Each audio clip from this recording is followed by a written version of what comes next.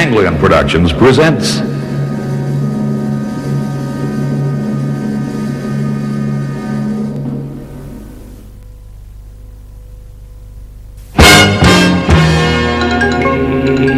In the News.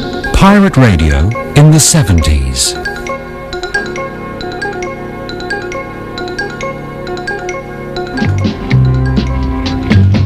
The following is a statement as issued by the directors of Radio North Sea International.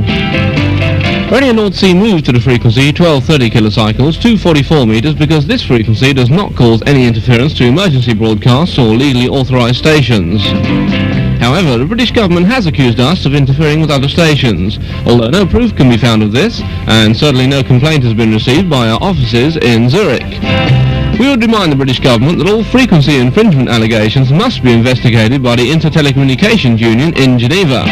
That's the body that controls all European frequencies and prevents nations having to handle complaints with other nations personally.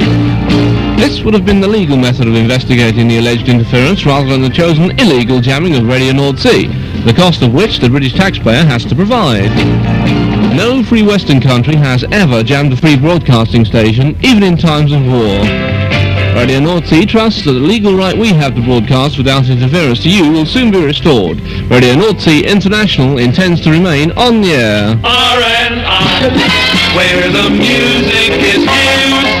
Like this sound that we're the only radio station is playing? From the Beach Boys, add some music to your day.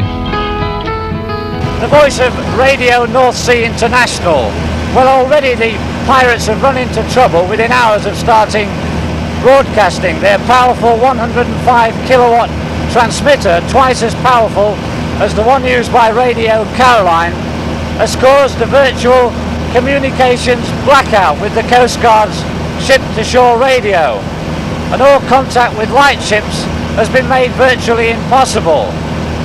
They're virtually blasting us off the air. That was a comment made by one of the Walton-on-Naze Coast Guards this morning. Even though the pirates are outside British territorial waters, urgent phone calls were put through to government communication chiefs in Whitehall today in the hope that some action can be taken to prevent the communications blackout here on the coast. North Sea Hitbound, that's Thelma Houston that time, who was Jim Webb's discovery. I think he's not with her anymore as the Fifth Dimension and Brooklyn Bridge. He does seem to change his artist, doesn't he? And that's called Crying in the Sunshine. Well, I should cry in the rain if I were you. They won't notice you're doing it. It's now 8 minutes past the hour of 7 o'clock. How are you this morning? Not too good? Oh. Good morning, the world is bright and new. Sit tight, you're always bright with Radio North Sea. Have to try and make you bright-eyed and bushy-tailed. It's a nice record to do it, actually.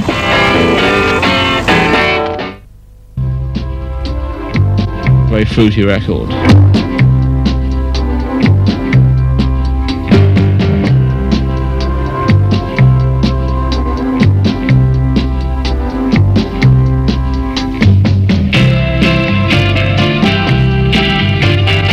This is the sound of Europe, Radio North Sea International, broadcasting from 51 degrees, 42 minutes, 30 seconds north, 1 degree, 70 minutes east on 244 meters, 1230 kilocycles in the medium wave band, and in FM, channel 43, 100 megacycles.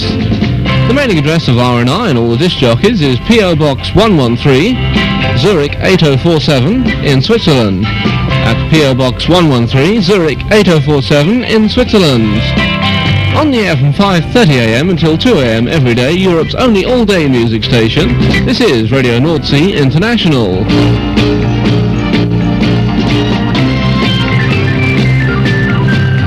And as I keep saying, this theme is Man of Action by Les Reed, released on a Chapter 1 label, and it's available now, like me. So do North Sea a favour and go and buy it. Well, Les Reed a favour too.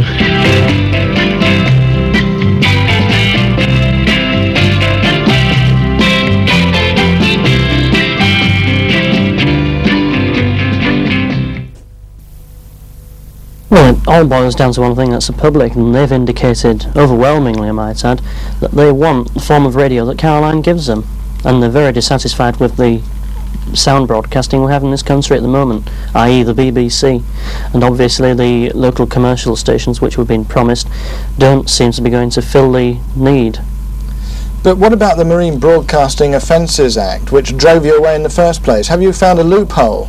No, there's no loophole. There's no need to be a loophole. The Marine Offences Act, all it does is prevents British subjects advertising with such a station as ours, or people supplying us with oil, food and water and supplies and so on. It doesn't cover broadcasting to this country at all. We're on a Panamanian ship, and it's only Panamanian laws which we're subject to.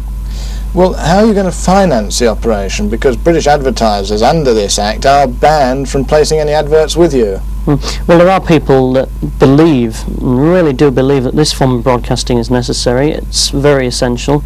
And, well, who knows, maybe it is an economical proposition, but that's not the question. Some people think that this form of broadcasting should be made available to the British public and are prepared to sacrifice a few £1,000s to do it. After all, what's a few £1,000s to some big organisations and some people? What about supplying and maintaining the ship? Because here again, the Marine Broadcasting Offences Act would prevent you from getting any help from Britain. Well, this, of course, is our biggest problem. At the moment, we're supplied from Holland, who have indicated that they'll shortly ratify the Strasbourg Convention, which makes it illegal for Dutch people to supply such stations as ours. But there are other countries in Europe who are prepared to let us have supplies from their country. Obviously, I can't say which, of course, because it could put the tin hat on that aspect of it.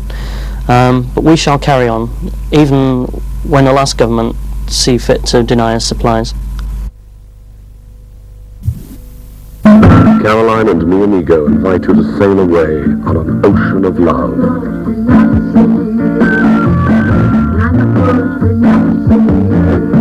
24 hours a day, Caroline and me amigo sailing away on the love ship. And we'd like you to join us. It's easy. Just climb aboard the love ship and sail away. Climb aboard the love ship and sail away. We won't get off until we reach those lonely days.